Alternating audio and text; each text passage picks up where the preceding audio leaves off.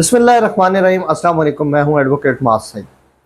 रात में एक वीडियो देख रहा था तो एक वकील साहब का मौक़िफ़ ये था पॉडकास्ट में कि वो कहते हैं कि जनाब हमने एक प्लॉट लिया एक सोसाइटी में, और जिस टाइम हमने वो प्लॉट ले लिया तो उसकी हमने मुकम्मल पेमेंट जो है अदा करने के बाद उन्होंने हमें हमारे प्लॉट की लोकेशन दिखाई।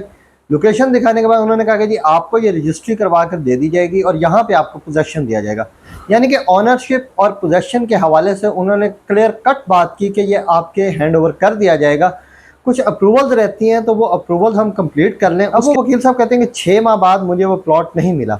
मैं उनके पास भागता रह गया, भाग दौड़ करता रह गया। तो मैंने उनको कहा कि सर आपने मुझे इस तरह से इस लोकेशन में इस सोसाइटी पे ये मेरा प्लॉट दिखाया था, टिल नाउ मुझे आपने प्लॉट नहीं दिया, तो अब मैं इस हवाले से कहाँ जाऊँ और क्या करूँ। तो ये थी एक वकील साहब की बात जो एक कानूनदान है, और कानूनदान के लिए भी ये मसले बने। और वो फिर कहते हैं कि मैं अदालत गया, अदालत जाके उनके अगेंस्ट मैंने एक केस फाइल किया। केस फाइल करने के बाद वो टेबल टॉक पे आए और उसके बाद जाकर उन्होंने मुझे मेरा प्लॉट हैंड ओवर किया और मैंने फिर जाकर अपना मकान बनाया। अब बात करने का मकसद ये है कि एक कानूनदान के साथ इस तरह से मसले मसाइल हो जाते हैं, तो सोचे एक कॉमन मैन के लिए कितने मसले मसाइल हो सकते हैं। तो आज मैं बात करूंगा, हमारे साथ हैं उमैर साहब, रैम्स के सीईओ।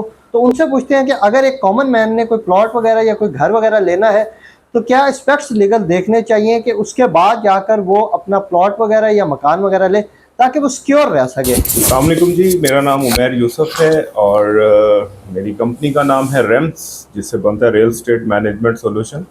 और हम लास्ट 3 ईयर्स से मार्केट में काम कर रहे हैं। मेरा पर्सनल एक्सपीरियंस रियल एस्टेट की जो मार्केट है उसमें तकरीबन 14 to 15 ईयर्स का है।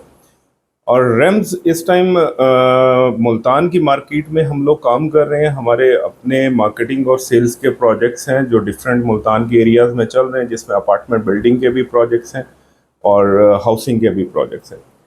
अभी मेरे दोस्त ने एक सवाल उठाया है, उनके किसी दोस्त के साथ कोई फ्रॉड हुआ है, जो कि वकील साहब हैं, जिन्होंने कोई घर परचेज़ किया और उनके साथ फ्रॉड हुआ।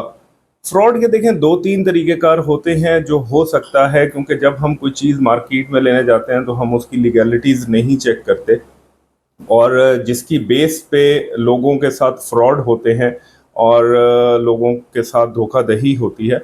तो इसमें मैं चंद चीज़ें इसमें ऐड करना चाहूँगा कि आपने जब भी कोई चीज़ मार्केट से परचेज़ करनी है, चाहे वो ओपन मार्केट में आपने कोई प्लॉट लेना है या कोई घर लेना है, तो आपने उसकी प्रॉपर डॉक्यूमेंटेशन ज़रूर चेक करनी है। प्रॉपर डॉक्यूमेंटेशन से मुराद कि लेट्स सपोज आपने एक घर परचेज़ किया, आपने उसकी रजिस्ट्री चेक की, आपने उसके कंप्यूटर सेंटर से जाकर उसके डॉक्यूमेंट वेरीफाई किए कि आया इस घर पे कोई लोन तो नहीं है, आया ये घर आगे किसी ने मुआहदे पे किसी को सेल तो नहीं किया हुआ।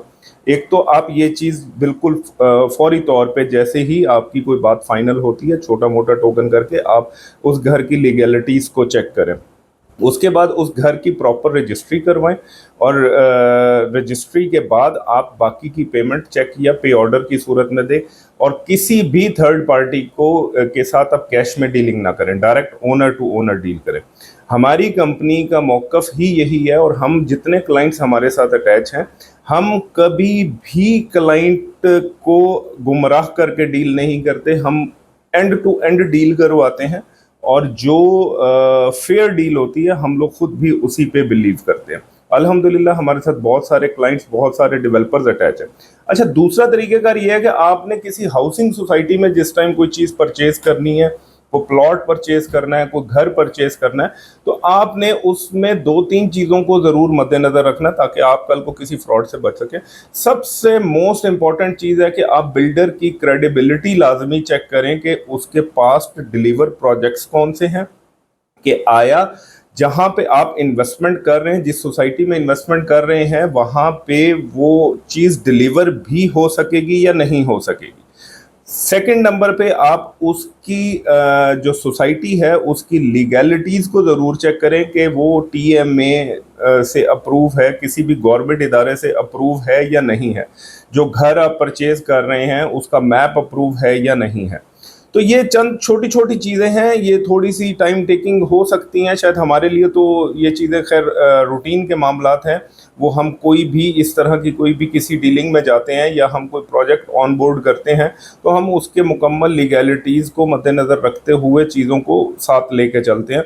और हमारी कोशिश यही होती है कि हम क्लाइंट की इन्वेस्टमेंट जहाँ पे भी कराएं उसकी इन्वेस्टमेंट बिल्कुल 100% सिक्योर हो और उसको जो चीज़ मिले वो डिलीवरी के साथ मिले। अभी हमारे अल्हम्दुलिल्लाह जितने प्रोजेक्ट्स चल रहे हैं सारे ऑन ग्राउंड हैं, चाहे वो घरों के हैं, चाहे वो अपार्टमेंट्स के हैं, बिल्डिंग्स बनी हुई हैं। आप बिल्कुल विजिट भी करें, आप देखें उसकी लीगल डॉक्यूमेंटेशन आप चेक करें और उनको हर लिहाज से आप वेरीफाई करने के बाद वहाँ पे भी इन्वेस्टमेंट करें।